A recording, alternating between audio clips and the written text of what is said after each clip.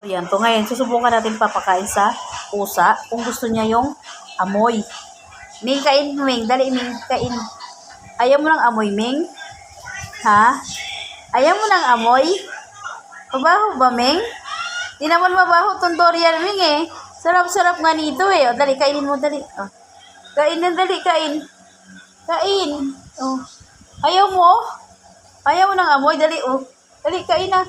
Ayaw niya. Ayaw niya kainin kasi yung amoy niya sabi nila mabaho. Pero hindi naman to mabaho kasi masarap po to guys, saka maraming vitamins ang durian na makukuha dito. O, Ming, kain na, Ming. Dali. Kainin mo to. O. Dali. Ayaw niya kainin. Kahit si Lala ayaw niyang kainin. O, dali, kain na. Kain. O, Ming!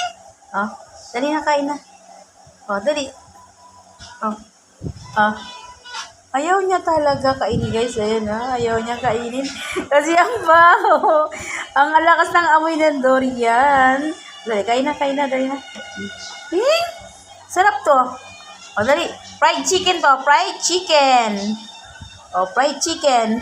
Ito, ang sama ng mukha niya. Nagagalit sa akin kasi pinapakain ko yung durian sa kanya. Ini-smell niya lang. Ayaw niya na nababawan siguro siya. At dali, kain. Kain. Ipipilit natin papakain sa kanya. Kasi dali, Ming, Ming. Ming, sarap to, Ming. Sarap to. At dali, Ming. Ayun, dali, isusuburan sa bibig niya. Ibusuburan sa bibig niya, dali. Dali, Ming, ayaw mo to, Ming. O, dali na, sarap to, O, dali na. Durian. Yummy. Ayaw niya talaga kainin. Napabawas ko talaga siya sa lasa. Ito na. Sarap nito, Ming. O, dali na, yan na. O, dali na. Kain na.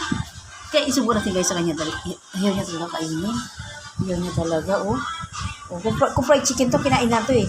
Dali, ayaw niya talaga kainin, o. Tingnan niyo. Dali. Sinusubo ko sa bibig niya. Ayaw niya talaga. Ayaw mo, Ming? Yun lang, guys. Ang aking Miming. Ayaw niya kainin ng durian talaga. Nababawan siya. Thanks for watching.